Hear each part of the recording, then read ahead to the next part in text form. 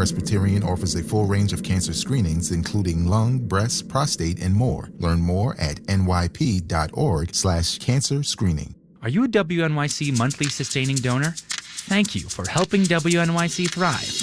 We know your membership is important to you, and it's important to WNYC.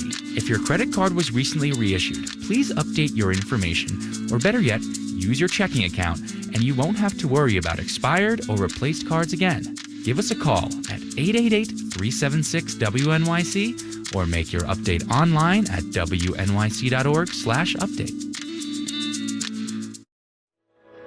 The 6:52 Marketplace Morning Report is next, and later on Morning Edition, the federal government is getting ready to release new dietary guidelines. Some researchers have concerns. They say the government is overlooking the harmful effects of alcohol. We'll have more on that next hour right here on Morning Edition.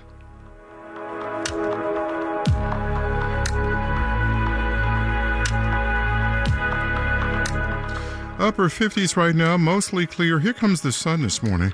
We'll have a sunny day with high temperatures of 67, winds gusting to 23 miles an hour. Then tonight, clear and chilly, down to 51, winds gusting to 20 miles an hour. And then tomorrow, we continue the cool weather, sunny and 65. Yup, it happened. Marketplace Morning Report is supported by Amazon Business, committed to business buying solutions to empower leaders to streamline and focus on growth. Learn more about smart business buying at amazonbusiness.com. From Marketplace, I'm Sabri Benishore, in for David Brancaccio. The slow-moving train wreck we've been watching for a week has indeed wrecked. The government shutdown started at midnight. Hundreds of thousands of federal workers will be furloughed. The Trump administration is threatening to fire others. Marketplace's Nancy Marshall-Genzer has more. The Congressional Budget Office estimates that about 750,000 federal employees could be furloughed during the shutdown. Some federal workers deemed essential, like air traffic controllers and baggage screeners, will work without pay.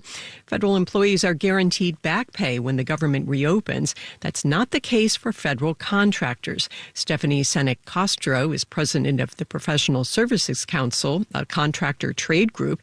She says they'll keep working, or trying to at least.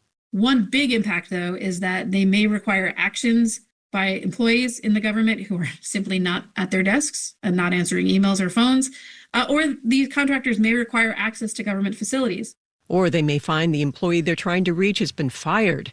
The Office of Management and Budget issued a memo to federal agency heads telling them to consider firing workers in programs without funding or whose work is, quote, not consistent with the president's priorities. The American Federation of Government Employees has filed a lawsuit saying the threats of mass firings are an unlawful abuse of power and violate the laws on how the government is supposed to function during a shutdown. I'm Nancy Marshall-Genzer for Marketplace. All right, let's do the numbers. Dow, S&P, and NASDAQ futures are all down in the 5 to 7/10% range. Dow futures down to 241 points. The yield on the 10-year Treasury is 4.16%. Marketplace Morning Report is supported by Baird. Employee-owned and independent, Baird offers global financial advice focused solely on clients' needs while consistently reinvesting in the expertise and capabilities to serve those needs. More information at BairdDifference.com. And by Progressive Insurance with Snapshot. Learn more about Snapshot at Progressive.com or 1-800-PROGRESSIVE. Snapshot not available in California or from all agents. The Federal Reserve is walking a tightrope in so many ways right now. It bears two burdens required by law: keep inflation under control and get as many people employed in the economy as possible. And to do that, it has to read the economy at a time when the economy is hard to read. And so much is changing that's making that job even tougher. Tariffs, stubborn inflation, a slowing labor market, now a government shutdown. To get a glimpse of how the Fed is thinking about this, we sat down with Susan M. Collins, President and CEO of the Federal Reserve Bank of Boston. We started by talking about the government. We are talking some 12 hours before a government shutdown may happen. What do you do under a government shutdown?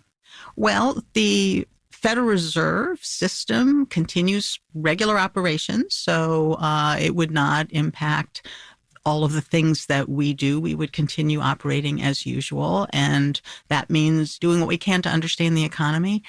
Certainly, some of the key data that we look at would likely be delayed. And that can create challenges. At the same time, we look at a wide range of data to understand economic conditions and to develop our outlooks. We have a bunch of new tariffs in place or coming soon on pharmaceuticals, on furniture, on timber. What is your view on whether tariffs are going to meaningfully affect inflation? And if so, when? There are still uncertainties about exactly where tariffs will land. And it's also the case that while we are seeing some impact of tariffs on goods prices, at the same time, it is not surprising to me that it's taking some time for that to unfold, actually for a few reasons.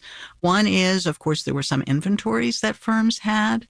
I think the uncertainty about how long tariffs might last, especially in an environment where price levels have already increased because of past inflation, and tariffs, when firms think that they will be more long-lasting, they expect to pass them through further. And the belief that they would be more long-lasting has increased over time.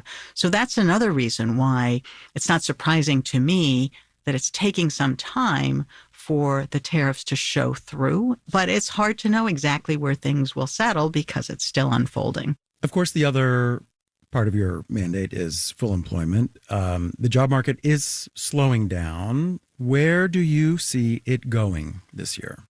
I would call job growth anemic in many sectors. And at the same time, though, that reflects both a decline in labor demand, but also a decline in labor supply, largely likely reflecting immigration restrictions and perhaps some other factors as well. And so the kind of unusual part to that is we have seen relatively little increase in unemployment. So there's this curious kind of balance. And I don't rule out the possibility that that really anemic labor demand means that we do start to see a more meaningful increase in the unemployment rate. The inflation that we're looking at today seems different. It could be a one-time hit from tariffs, and it's focused on imported goods. What can Fed interest rates do about that, and why worry about it as much? So very clear reasons why worry about it. So first of all, as part of our mandate from Congress, we are charged with price stability, by which I mean low and stable inflation. An environment where no one's thinking about inflation. We still have an environment where everyone's thinking about inflation. And so restoring price stability matters for people and firms. And it also creates an environment, price stability, in which you have economic vibrancy and you can really sustain over time maximum employment. The FOMC voted to cut rates a couple of weeks ago. Do you think we need another one? We'll have to wait and see where the data is. Again, inflation is still elevated, and the labor market risks have increased a bit with the softening, and in particular the anemic labor demand. Susan M. Collins, President and CEO of the Federal Reserve Bank of Boston, thank you so much. Thank you. A pleasure to be here and back again. You can hear more of our conversation with President Collins at marketplace.org. In New York, I'm Sabri Benishore with the Marketplace Morning Report.